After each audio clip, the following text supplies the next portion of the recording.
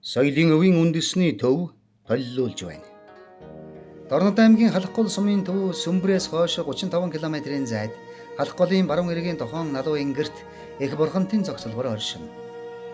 8 аюулаас аврагч Жанрасаг бурханы дүр энэ шүтэн бүхий тус зогсолборыг тоо ван хийгээд Сэцэн хаан аймгийн хошуунойд чулуугаар хэвтэй байдлаар бүтээн залхаар аймаг хошуу нутгийнхны ханд хөрөнгөөр 100 шахам гар урчуудыг оролцуулж 1859-с 1864 оны хооронд урлан бүтээсэн байна.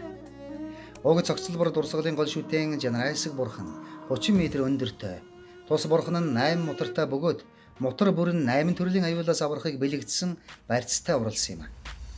Их бурхан том баг 2 хүрээтэй бөгөөд том хүрээ нь 220-97 м хэмжээтэй бөгөөд язгуурын 3 бурханы тариныг 16.5-ыг харьцах 1.1 м хэмжээгээр 20 ланц үсгийг хэвтэй байдлаар шигтгэн залсан юм.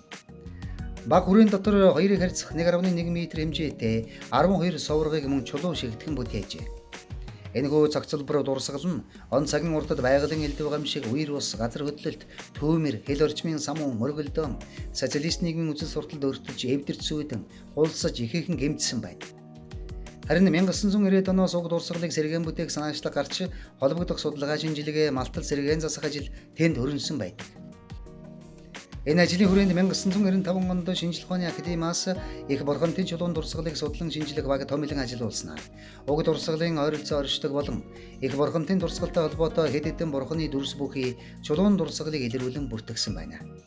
Энэхүү дурсгалыг Монгол Улсын засгийн газрын 2020 оны 13 дугаар тогтоолоор улсын хамгаалтанд байх түүх соёлын үйл хөдлөх дурсгалын жагсаалтанд баталжээ.